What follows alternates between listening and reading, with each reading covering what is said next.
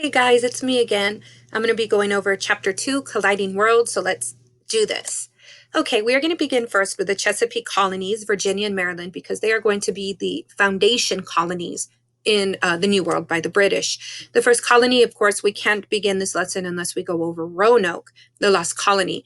Now, what happened was in the 1780s, we are going to have the British come over. It's all in the chapter, I promise, but just long story short, people are going to arrive and we're going to be short on supplies. So we're going to send John White to England to get more supplies. So he leaves. We're in the middle of a war with Spain. Takes him 3 years to come back when it's safe. And by this time, when he arrives, everybody's gone. The entire colony is gone. The only clue is the word Croatoan carved into a tree. So did they all die of disease? Did the Croatoan native tribe that was nearby come and annihilate them all? Did they move to where the Croatoans lived on a small island across the way? We just don't know. I know that other people think it was aliens, right? But I don't know. I do know that by the time Jamestown comes around, like 30 years later, they're going to see Native Americans with blonde hair and blue eyes. So we know that the people that were in Roanoke did intermarry with the natives and survive. My personal opinion is they went and blended into the Croatoan tribe. That's just me. Now, the Chesapeake colonies, like I said, are going to be Maryland and Virginia. You can see it is very swampy.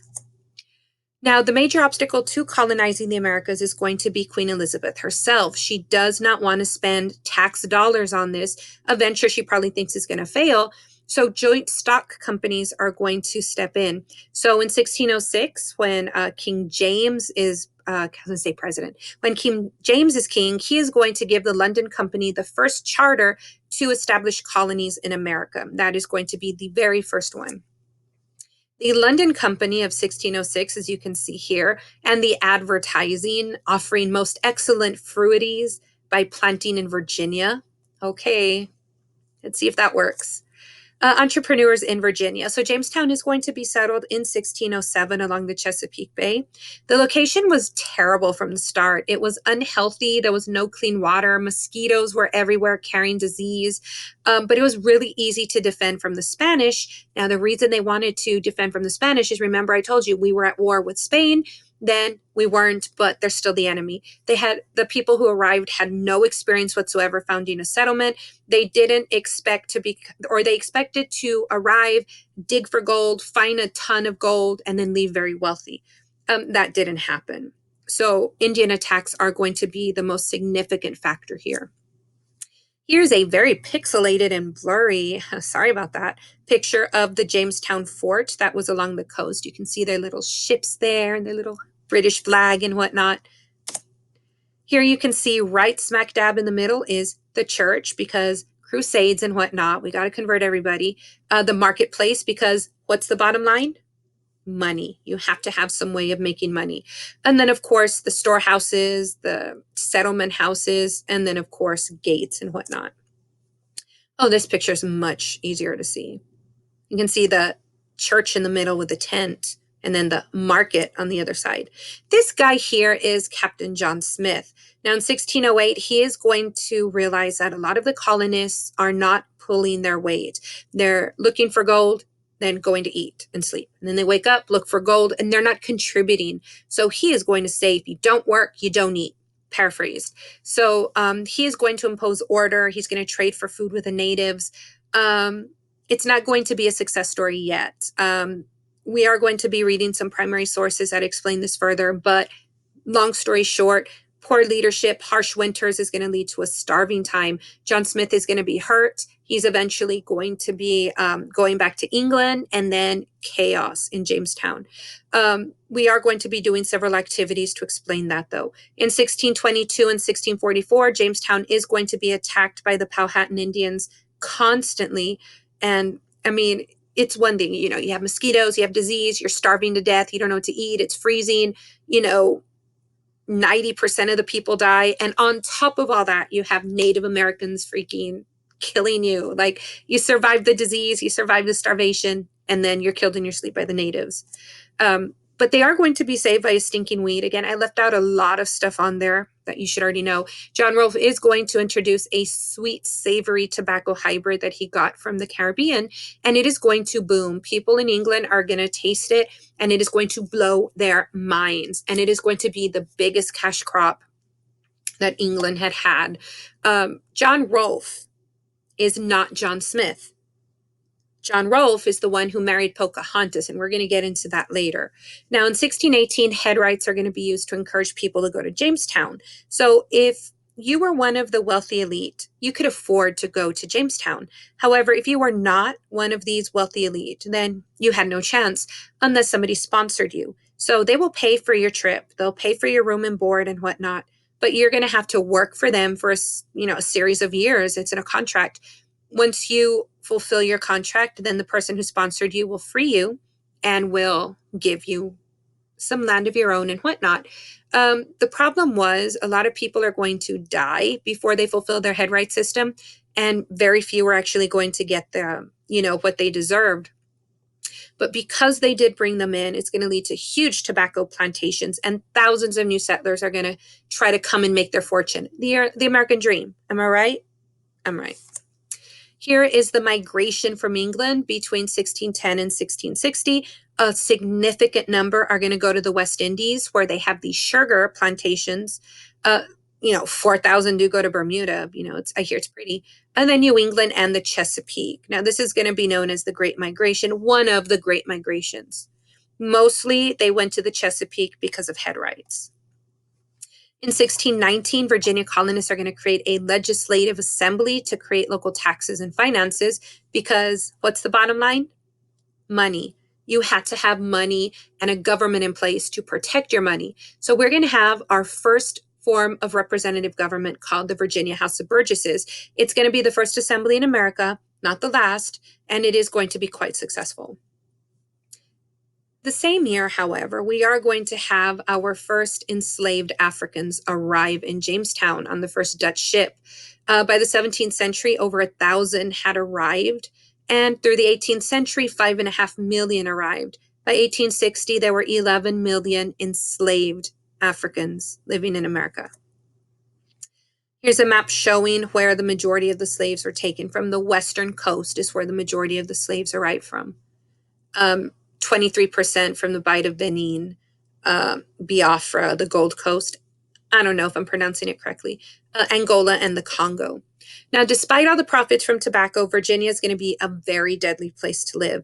Many are going to die of disease. The numerous Powhatan attacks, indentured servants are going to be treated badly. They're not allowed to enter contracts. They're not allowed to get married. They're not allowed to do anything. So by the time they did fulfill their contract, if they were still alive, they're like 40 years old. Nobody wanted to marry them. They're already ancient. There were very few females in Jamestown, 6-to-1 ratio.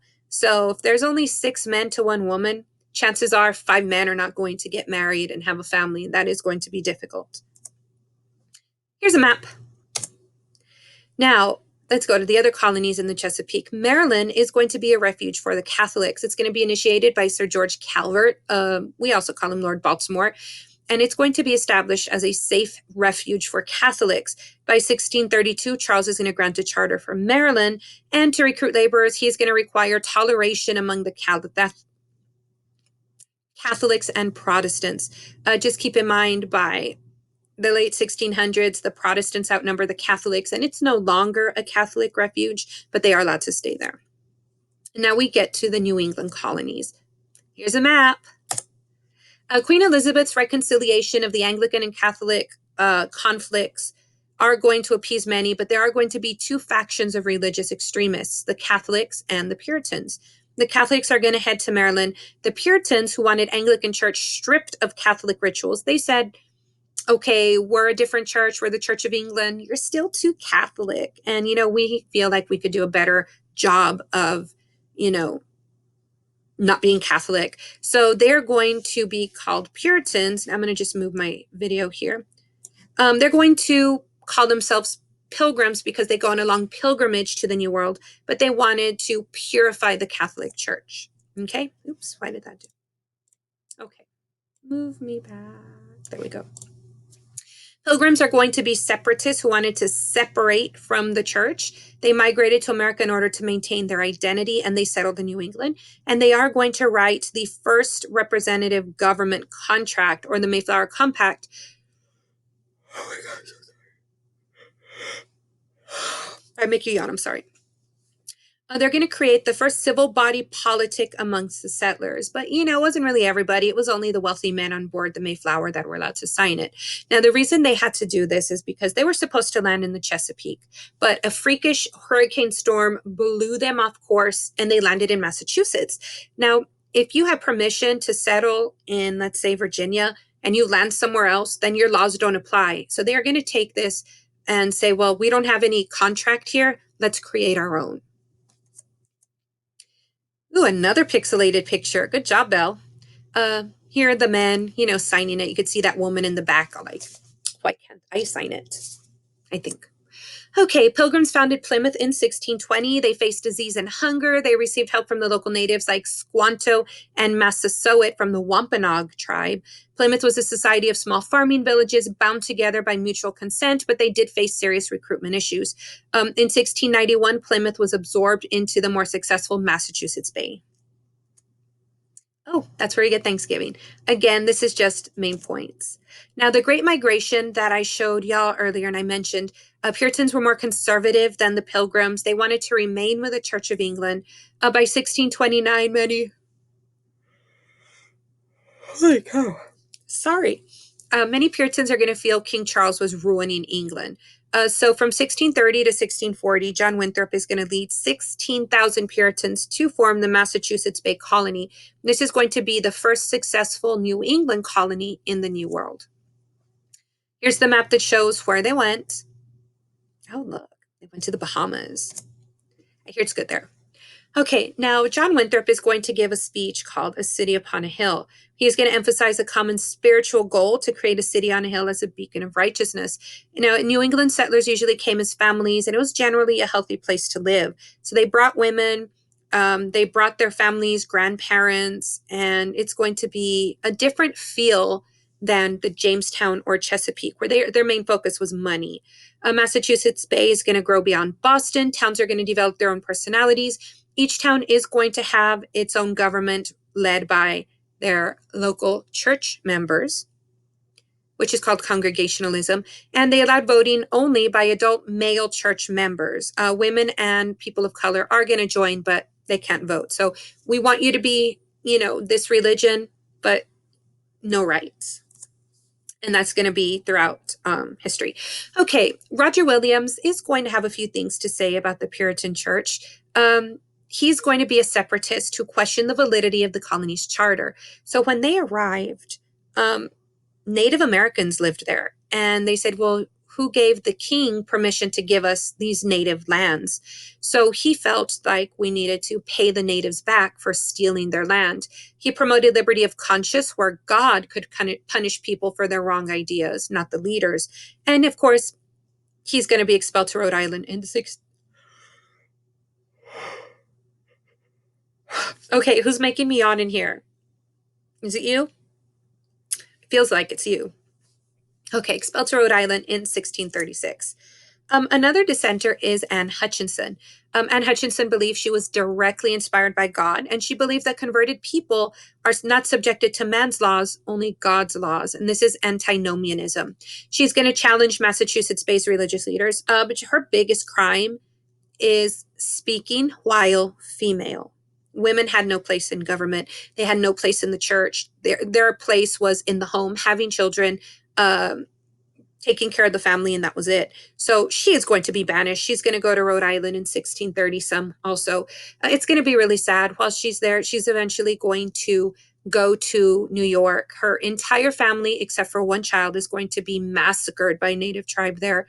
And I didn't hear it. I read that when John Winthrop heard about it, he said, God is good. Now, you know what really cracks me up about this painting? Look down here. You see this guy, where's the mouse? Right here.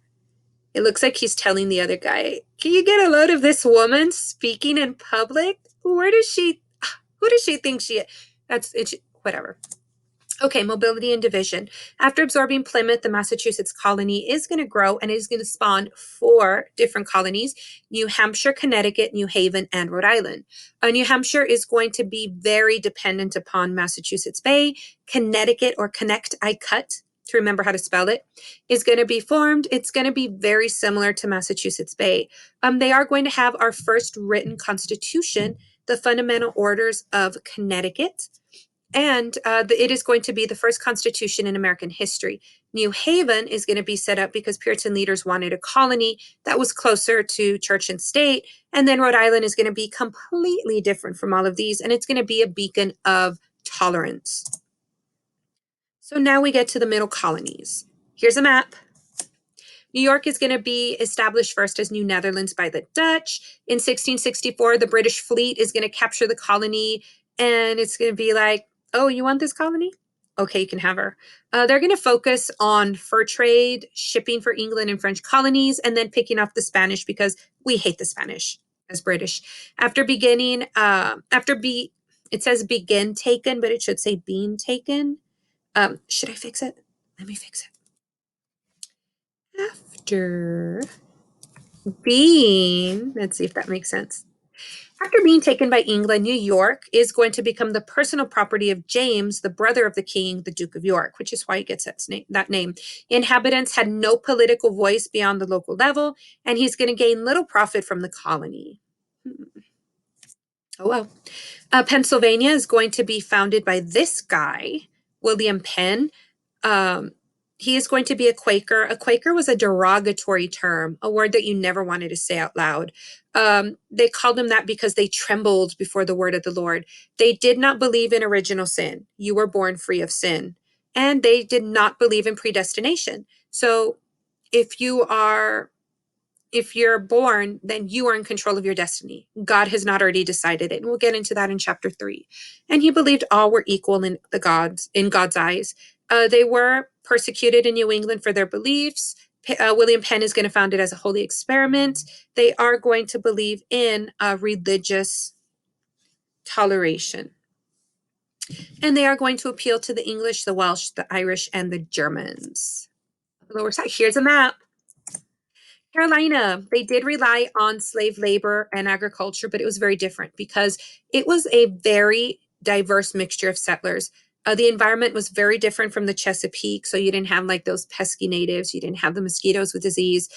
Carolina was granted a charter to 8 proprietors. So if you could picture it, they created a colony with 8 guys in charge.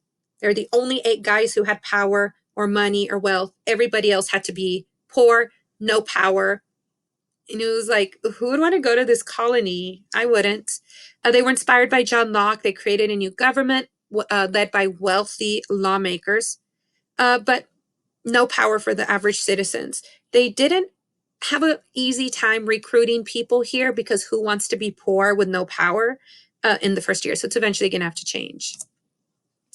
Georgia is going to be founded by this guy in 1732, James Oglethorpe. It's going to serve 2 purposes. Number 1, it's going to be a strategic buffer. So remember how we hate Spain and we're at war with them? Well, they own Florida. So if they try to go to the colonies, they have to go through Georgia first. So Georgia's like a throwaway colony, nothing really important there. It'll give us time to attack and they won't hurt our real land. He's also going to offer it as a debtor's haven, a refuge for people that were in prison because of money. And in 1751, Georgia is going to turn into a small colony with slave-owning plantation.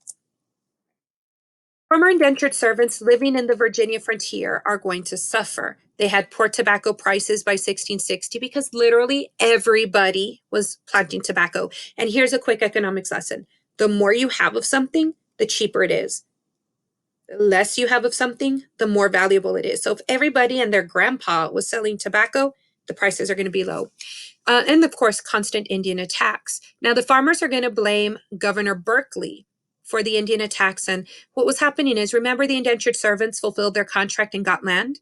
They were being given the absolute worst land near the swamp, no fertility in the land, right next door to the Indians. And then all of the rich friends of Berkeley were getting the prime land. So Nathaniel Bacon is going to lead a rebellion in 1676. They're going to go. We're going to burn Jamestown and whatnot. And it's going to end after he dies of dysentery. How many of y'all know what dysentery is? It's a disease of the inflammation of the intestines where you literally poop to death. You poop and poop with diarrhea, and you poop and then you die. It's a really painful way to go. But this is going to have a significant effect because the wealthy class are going to realize these indentured servants are going to fight us every step of the way. We can't be relying on indentured servitude because they're going to get smart and realize they could fight us. But you know who could not fight them? Enslaved people from Africa. Oh, there's the picture. I was wondering where the picture was. Here's Jamestown burning. Yeah, Jamestown, right there, burning. Here's a picture of, Nathaniel Bacon being all Nathaniel Bacony and, before he died. In 1675, we have King Philip's War. This is going to be Metacom. He's going to lead the Wampanoag Indians. These are the same ones who helped them at Plymouth with Squanto and Massasoit. 1,000 Indians and colonists are going to die in this. Large war debt led James II to annul the Massachusetts Bay Charter and create the Dominion of New England, in which he combined all of the New England colonies into one in one royal charter. And Edmund Andros was in charge of it. We hate him. The witchcraft trials in New England. There were charges of witchcraft that were common in New England, but the Salem Panic of 1691 is going to lead to 20 public executions. We have an activity on this, so I'm hoping by now you've already completed the activity, so you don't need further explanation. Possible causes: argument over church ministers, poor farmers accuse rich farmers to gain land, and reactions to, what's that word say? Independent women. Oh, how dare those women think they're independent throughout history. Oops. Okay. Here's a picture of, everybody like getting the vapors and looking for their fainting couch or whatever because, witches. Again, we've already gone over this lesson. In conclusion, by 1700, England's attitude towards the colonies is going to change dramatically. Sectional differences are going to be profound, especially between the New England and the Southern. And all the colonies are part of Great Britain, but had little to do with each other. And that's it. Thanks for watching.